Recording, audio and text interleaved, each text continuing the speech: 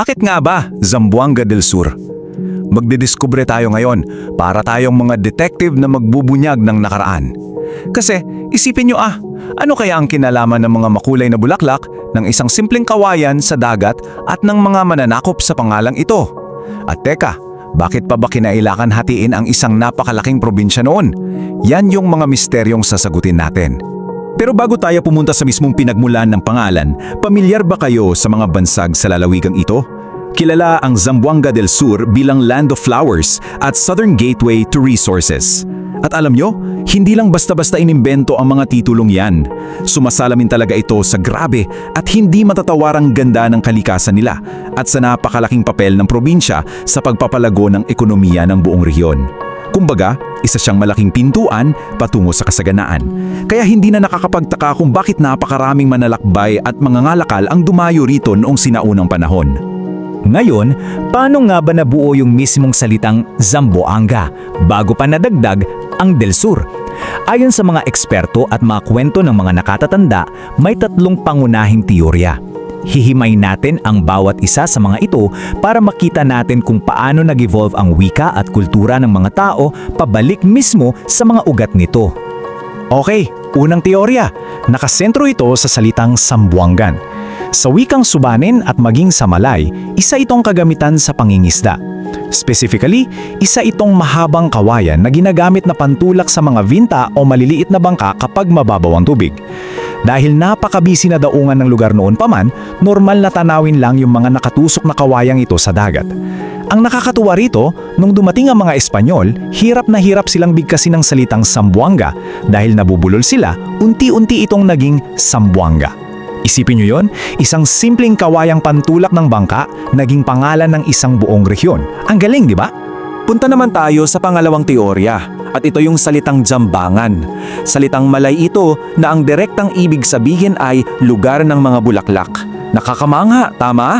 Sakto at perpekto nitong inilalarawan kung gaano kamayabong, kakulay at kaluntian ang kapaligiran ng rehiyon noong wala pa masyadong sementadong estruktura. Kaya nga hanggang ngayon, kilala pa rin ang lugar bilang City of Flowers. Para sa mga sinaunang manlalakbay noon, yung ganda ng kalikasan talaga ang pinakatumatak sa isip nila. Pangatlong teorya naman natin ay galing sa salitang sagwan o sambuan na ang ibig sabihin ay pag-asinta o eksaktong pagtama sa isang target. Paano naman ito naging konektado sa probinsya? Well, nakaugat ito sa pambihirang husay ng mga orihinal na katutubong mandirigma at mangingisda doon. Literal na walang mintis sila kung umasinta, maging sa panghuhuli man ng isda gamit ang sibat o sa matapang na pagtatanggol ng kanilang teritoryo laban sa mga kalaban. Kaya itong pangatlong teorya, isa talaga itong malaking pagpupugay sa katapangan ng mga unang tagapagbantay ng lupain. Para mas madali nating mapicture ang evolusyon ng Zamboanga, hinati natin ang kasaysayan nito sa tatlong yugto. Nagsimula ito sa pre-colonial era kung saan malayang namuhay ang mga katutubo at Malay. Ito yung panahon ng mga vinta at ng mga bulaklak. Tapos, pumasok ang Spanish era. Dito, pinag-isa ang buong peninsula at tinawag na Provincia de Zamboanga, ang sentro ng kapangyarihang Espanyol sa Mindanao. Kaso, dahil sobrang bilis lumaki ng populasyon, naging napakahirap pamahalaan ng ganitong kalaking teritoryo, hanggang sa umabot tayo sa taong 1952 na nagpabago sa lahat. So anong solusyon ang naisip nila noong 1952? Simple lang, sa ilalim ng Republic Act No. 711, hinati sa dalawa ang higanteng probinsya, Zamboanga del Norte at Zamboanga del Sur. Formal itong ginawa noong June 6, 1952. At bakit del Sur? Ibig sabihin lang yan, nakapwesto sila sa timog o southern part ng malaking peninsula.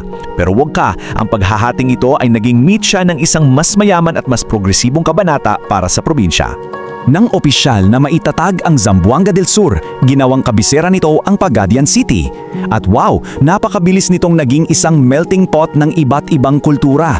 Dito nagsama-sama ang mga katutubong Subanen, ang ating mga kapatid sa iba't ibang komunidad ng Muslim at yung mga dagsang migrante na naghanap ng bagong panimula mula sa Visayas at Luzon. Itong matinding diversity na ito ang nagbigay ng natatanging kulay at sigla sa bugong probinsya. Ngayon, ano na nga ba ang Zamboanga del Sur? Alam nyo, ang pangalang ito, hindi na lang siya basta direksyon sa mapa. hindi na lang siya nagsasabing, "Uy, nasa timog kami." Higit pa doon, naging napakalakas nitong simbolo ng pagkakaisa.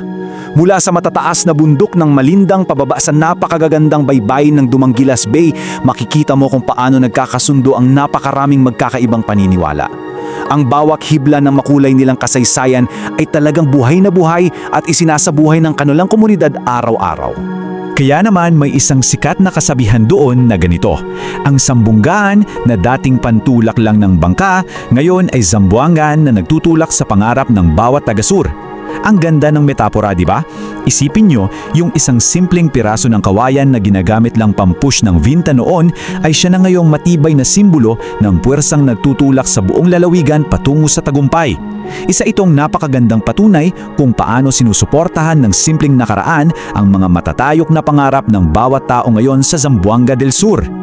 Kaya sa susunod na marinig nyo ang pangalang Zamboanga del Sur, sana maalala nyo ang mga kawayang nakatusok sa dagat, ang mga makukulay na bulaklak at ang kwento ng mga taong nagkaisa mula sa iba't ibang kultura. Ngayon, gusto ko namang marinig ang kwento nyo.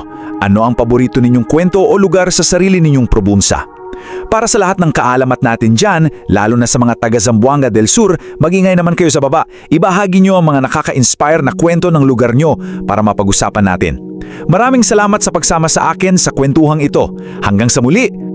Kung nagustuhan mo ang kwentong ito, huwag kalimutang i-like ang video, mag-subscribe at i-on ang notification bell para sa iba pang alamat at kwentong bayan. I-share mo rin ito para mas marami pang Pilipino ang makaalala ng kagandahan ng ating mga kwento.